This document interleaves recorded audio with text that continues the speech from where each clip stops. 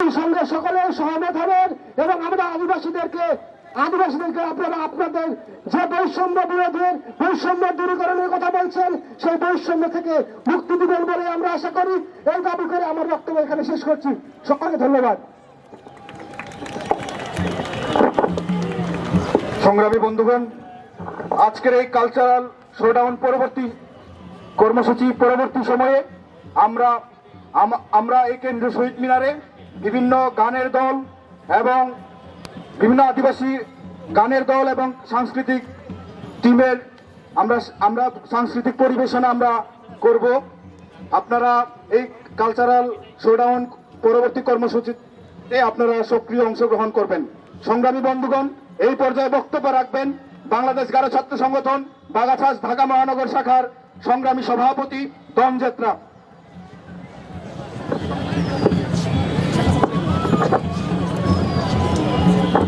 প্রস্তুত থাকবেন Garo student union গাসুর প্রতিনিধি সতীর্থ চিরান।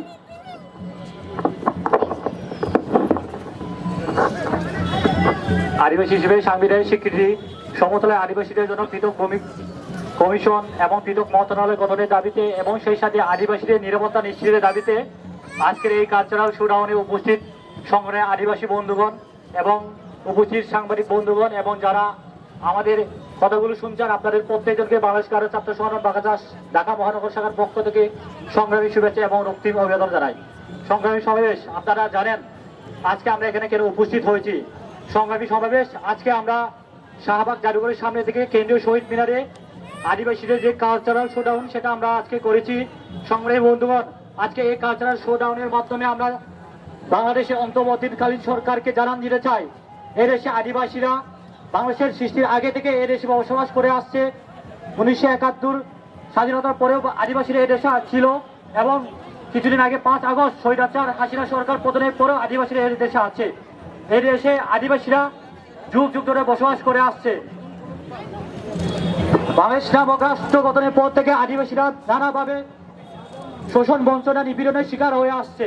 সংগ্রামী বন্ধুগণ, আজকে এই সমাবেশের মাধ্যমে বলতে চাই, বাংলাদেশে বসবাসরত 54 অধিক আদিবাসী জনগোষ্ঠী রয়েছে। এই আদিবাসী জনগোষ্ঠীদেরকে বাংলাদেশের সংবিধানে আদিবাসী হিসেবে সাংবিধানিক স্বীকৃতি দিতে হবে। সেই সাথে সমতলে আদিবাসীদের জন্য পৃথক মন্ত্রণালয় এবং পৃথক ভূমি কমিশন গঠন করতে হবে। এবং আজকের সমাবেশে বলতে চাই, আদিবাসীদের উপর যে সাম্প্রদায়িক হামলা হচ্ছে সেই হামলার সুষ্ঠু তদন্ত এবং বিচার করতে হবে। এবং সেই সাথে বিগত সরকারগুলো আদিবাসীদের যে হত্যা, গুম, নির্যাতন, নিপীড়ন করেছে তার সুষ্ঠু তদন্ত এবং বিচার করতে হবে। সংগ্রামী বন্ধুগণ, বলতে চাই, আদিবাসীদের জায়গা জমিগুলোতে উন্নয়নের নামে যে পর্যটনের নামে আদিবাসী উচ্ছেদের নামে যে ষড়যন্ত্র চলছে সেই ষড়যন্ত্রের বিরুদ্ধে তীব্র নিন্দা এবং প্রতিবাদ জানায়। এবং সেই সাথে আদিবাসী অধ্যুষিত অঞ্চলগুলোতে ইকো পার্ক, ইকো ট্যুরিজমের নামে যে প্রকল্পগুলো রয়েছে সেই প্রকল্প